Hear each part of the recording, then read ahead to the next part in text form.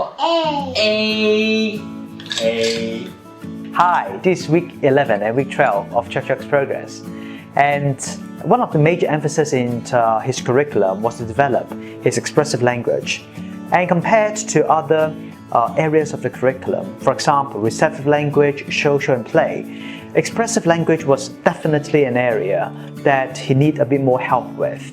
It is very important for us to have really good planning and a lot of precision in the teaching process. So today we're going to look at the progress we have done, to look at some of the teaching procedures and also review Chuk Chuk's progress in this particular area. One of the things we have done over the past couple of months was to continue to evaluate and look at what Chuk Chuk is interested in or he is fascinated with. And we found he was quite interested in alphabets and numbers.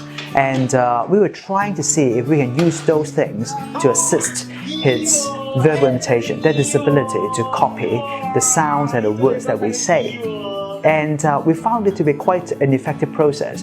And we have little cards of different alphabets, and each alphabet represents a particular sound. For example, we have letter B, and we will practice the sound ba with those letter B. And when Chuk Chuk sees the letter, it might be a bit easier for him to recall the sound and be able to say it out a bit more easily. And before we do that, we need to have a couple of steps and procedures. And the first thing we do was trying to get him to do it receptively. What I meant by that was we have a number of cards on the table, and he needs to listen to the sound we say and then retrieve the same card.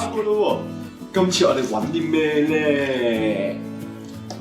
我哋揾 P， 係喎，呢個係 P， 我哋有俾 P 鴨仔先 ，P。 And once he's pretty good with receptive identification, we are quite sure that he has some ideas about those sounds. And I think it's time for him to copy those sounds after us.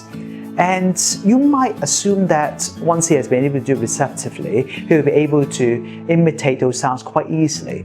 But oftentimes it's not the case for students who are struggling with their speech production.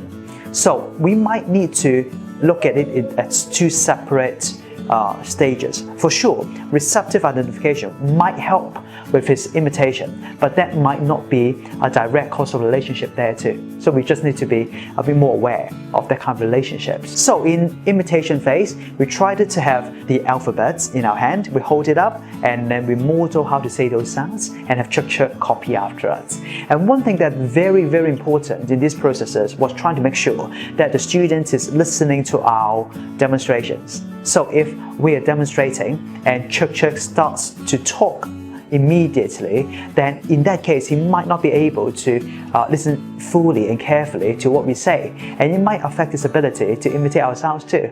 So it's very important to shape a better ability to wait until we are finished before we get started. 我第一個呢個哇犀利，呢個渣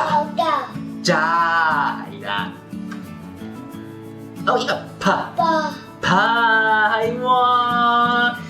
Once he's pretty good with copying, the next step will be trying to get him to say those letters or those sounds by himself.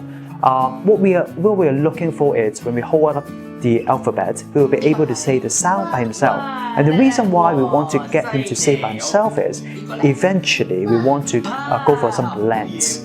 And in Cantonese, for example, a word like sa, that will be s and ah, so there will be two sounds together. So it's very important for Chuk Chuk to be able to say those two sounds by himself. So when we're practicing the blends, it will be much easier for him to produce two sounds in a row.